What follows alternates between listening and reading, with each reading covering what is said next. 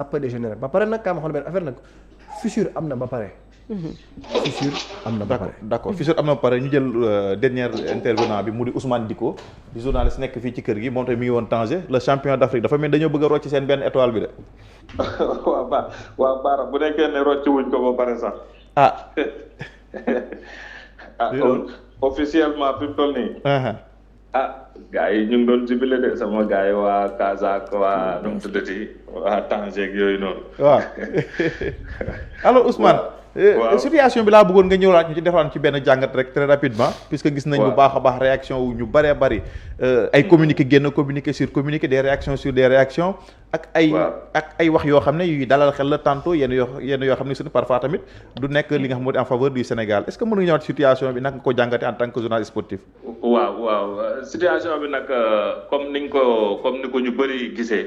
en dehors ñuy wax balaa ñoo yegg ci ay règles ak yu demee noonu sax. mais maanaam crédibilité football africain ak instance yi nga xam ne ñooy jiital football africain.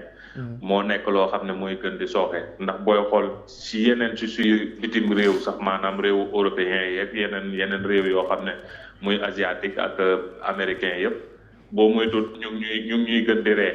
ndax maa ngi liiraat tey benn ancien joueur bu ñuy wax Jimmy Carragher bi nga xam ne. merci ca Liverpool la doon football. muy wax sax ne lii moo taxoon ma doon wax ne compétition africaine wala la Coupe d'Afrique des Nations c'est une compétition mineure. du compétition majeure. effectivement waaw ba mu ko waxee juróon na ay coow yu bëri ndax ñun ñu si bëri naqari woon nañu ñu ci bëri am na ay kàddu yu njëkkati woon ne respecté wuñu parce que compétition bi nangam fu mu toll ak yu demee noonu. donc tey bu yu mel ni amaatee mu génnaat wax la mu waxaatoon ne lii moo taxoon ma koy wax day mel ni day am. dëgg ci ñun.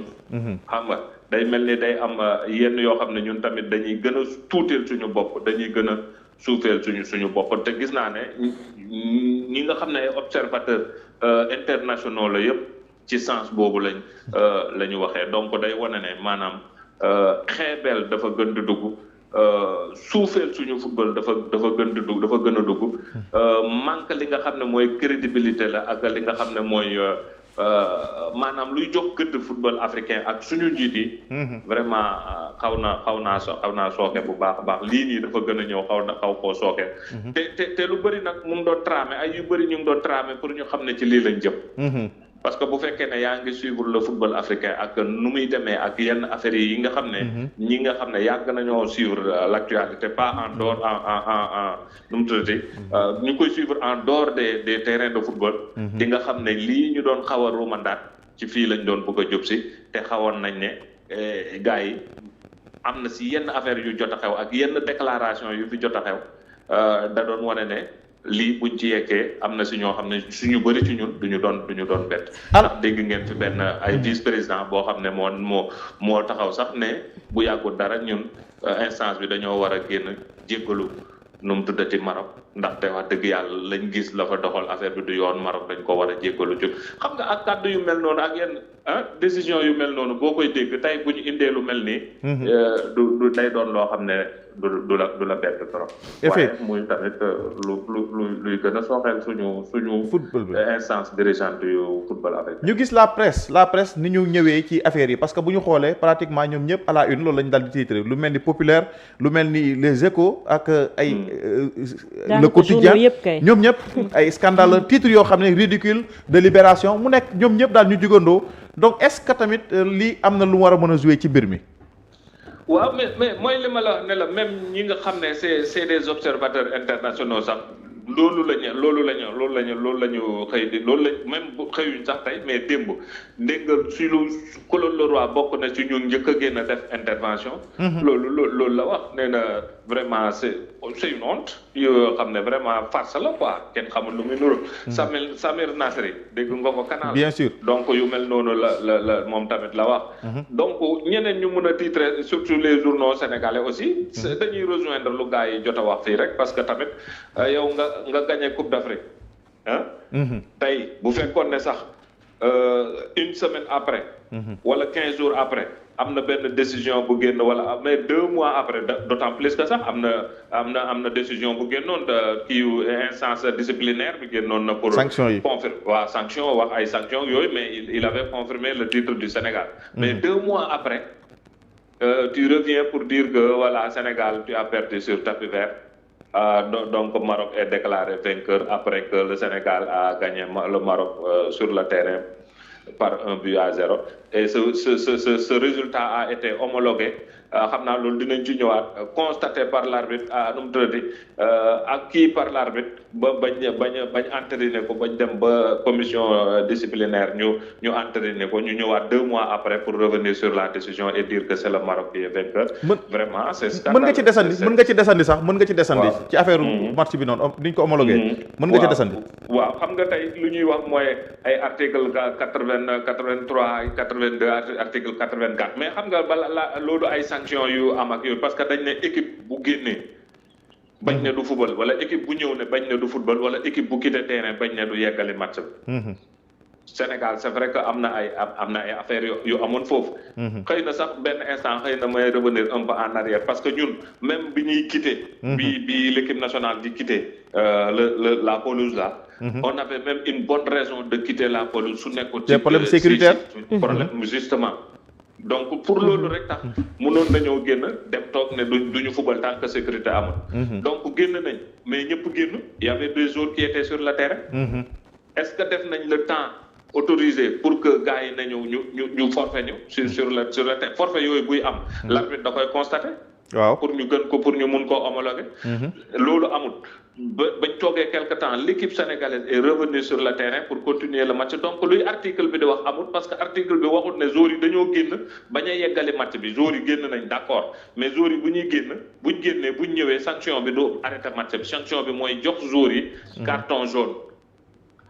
mais duñ ne joueurs yi perte nañ match bi xam nga kañ la ñuy perte match bi ñu bañ ne duñ yeggali match bi. waaw. est-ce que loolu cas boobu am na. amul de. génn nañ terrain bi. mais ñëwaat nañ yeggali match bi. sanction bi waroon a am mooy ba ñu duggaatee ci terrain bi arbitre moo waroon a sanctionner joueurs yëpp yi génn terrain bi te autorisé wu leen ñu génn terrain bi. est-ce qu'il l'a fait. non il ne l'a pas fait. est-ce que match bi continué wul. si. mais match bi continué na. bañu dem ba sur le terrain bañ gagné donc xam nga dafa am loi 5.2 si li nga xam ne mooy le règle football yi dañ ne l'arbitre prend des décisions au mieux de ses capacités. Conformément aux lois du jeu et dans l'esprit du jeu. mu ne les décisions arbitrales reposent sur l'opinion de l'arbitre qui décide de prendre les mesures appropriées dans le cadre des lois du jeu. mu ne les décisions de l'arbitre sur des faits en relation avec le jeu sont définitives, y compris la validation d'un but et le résultat d'un match. Les décisions de l'arbitre et de tous les autres officiels de match doivent toujours être respectées. loolu fi mu toll nii leer na kon article yooyu ñu doon ñuy invoqué ak yooyu noonu dafay nax saay si cas de figure bi. mënul sax appliqué wu ci li nga xam ne mooy si le cas de la finale là entre le Maroc et le Sénégal. man lu ma mënoon a d'accord moo doon ba ñu dellusee mënoon na am beneen tournure parce que l'arbitre a décidé de sanctionner les joueurs qui ont sorti sans son approbation. Mais il ne l'a pas fait. Donc comme defu ko nag continuer na. loolu moo xam après ndax dinañ ko sanctionner wala duñ ko sanctionner mais comme continuer na ba but am comme lu ma la waxee loi 11 bi loi 5 bi wax ci arbitre ba mu jël décision continuer match bi but am mu accepter but. match bi fin mu nu mu tuddati mu def rapport am wax ne Sénégal gagné na nangam à 0 donc je pense que ce problème là je pense que comme ni nga ko waxee sànq am na gars yi nu ñu wax ne mun naa am beneen suite. C'est vrai que bu ñu demee au niveau du tribunal arbitral certainement la loi sera dite et le Sénégal sera rétabli sur son droit. Super Mané. Ok Dicko c'est Mané. Oui Mané oui. Juste rek une question par rapport ak article li nga doon wax léegi par rapport ak loi 5 boobu noonu. C'est très clair. kon ce qui veut dire que ni mooy loi 5 bi par rapport ak décision bi CAF génne loi 5 boobu n'a plus sa raison d'être. Vous comprenez. Oui. Maintenant amaat beneen instance bu des bu ñuy wax TAS. bu war a moom it càmbar mbir mi. li may laaj parce que décision bi CAF génne ku ko gis xam ni influence am na ci. corruption am na ci. may laaj ndax TAS boobu war a càmbaraat mbir bi nag moom est-ce que la confédération africaine de football du am influence ci TAS boobu wala ñoom duñ leen laaj seen avis wala nangam ak nangam lu muy demee. non TAS moom tribunal la boo xam ne tribunal sportif la comme maanaam ni ngay gisee tribunal fii nii nu mu tuddati. bu Dakar première instance. Dakar yooyu tribunal grande instance de Dakar. ay juges yoo xam football ñoo fa nekk ñooñu c'est des gens indépendants loolu même FIFA sax amuñ même yi si ñooñu waxuma laa CAF. donc kon ñooñu en aucun cas du ñoom ñooy mën a am Maroc wala CAF ñooy mën a am même sur li nga xam ne mooy le tribunal arbitral. donc mënu demee noonu donc ñoom ci lu ñuy reposer c'est sur des éléments yu am lii moo fi am nii la demee ne la demee rapportu arbitre article bi lii la wax article B la wax lii moo am ci match ba bam jeex ils vont dire le droit foofu droit la ñuy wax. parce que xam nga ñun mun nañoo teg nii rek suñuy règlement intérieur. mais est-ce que suñuy règlement intérieur yooyu ñu sanctionner si nit est-ce que nuñ ko sanctionner c'est en phase avec ce que dit la loi. xam nga ñun ñoo def règlement intérieur mais am na loi boo xam ne moo coiffé ñëpp ay àq ak yelleef yi nga xam ne mooy doomu aadama yi. donc kon foofu moo nekk ci cëppaandaw ba te je pense que buñ fa demee droit rek la ñuy wax. droit rek la ñuy wax. léegi di ko. oui kon jusqu'à la preuve du contraire juste pour le moment mën nañoo jàpp ni Sénégal mooy champion d'Afrique. bu defee appel parce que bu yóbbee affaire bi aussi xam nga nuñ koy waxee mbirum justice tamit tant que maanaam kii jeexut voie de recours yi jeex épuisé woo ko tu restes toujours bu nekkee dañ laa accusé tu restes toujours accusé tu n'es pas encore coupable même buñ la condamné première instance nga def appel tu es toujours kii mais instant bi tant que Sénégal dugalagut lii yooyu nga xam ne àtte bi jeexagut dañuy jàpp ne instant bi Maroc la mais bu fekkee ne dugal na li nga xam ne mooy recours ak yooyu ñu war a dem ci beneen tribunal beneen instance dañuy jàpp ne Sénégal ba léegi mooy descendi di yore ndab li. d'accord merci beaucoup Dicko. waaw. ayca Ousmane ñu ngi lay gërëm di la sant bu baax a baax benn question. waaw Will Malick. waaw aywa Ousmane Dicko maa ngi lay ziar. maa lay delloo ziar boo man supporters yi laay laajte quoi supporters yi instant bi nii fa la affaire yi toll. waaw xam nga supporters yi nag dañoo gars yi dañoo defaatoon appel mooy parquet bi ak partie civile bu Maroc. donc pour ñu attewaat leen. waaw donc mais dañ koo dàqoon ba le 30. ok xaw ma nag lu wundu dàq beeg yooyu noonu parce que ñoom ñoo def appel après ñoo dàqaat affaire yi. donc dinañ xaarandi ba mars parce que même ñun parti ki nga xam ne mooy les accusés mooy maître l'avocat là nee na woon les supporters ne feront pas appel. donc nag gars yi ñenn ñi ñu ngi doon wax ndax dañuy bàyyi ab kii bi bu fekkee def jugé nañ leen pour gars yi def demande de grâce comme ci Korité gi lañ jëm xam nga kii yu bëri droit bi parfois day def kii ak yooyu. est-ce que aussi stratégie la ñuy def noonu parce que quand le jugement n'est pas encore définitif. kii du mun a am grâce du mun a am est-ce que du gars yi tamit yooyu voilà stratégie la pour gën a kiyal affaire bi pour ñu rëcc ci période kii bi pour grâce ak yu demee noonu. je ne sais pas mais en tout cas bon ñoom seen sort xëy na mu ngi continuer jotewut ak dara li nga xam ne mooy coupe beeg yooyu noonu xanaa ñu jox leen coupe bi ñu gën a kontaan xëy na bay. jox dara ñu jox tous d'accord léegi Dicko. oui une dernière question. waaw avant suñ demee TAS avant dernière après Bara am na question bu mu lay laaj. suñ demee TAS. bon ñaaruma ko yàlla mais bu TAS validé li nga xam ne moom la CAF wax.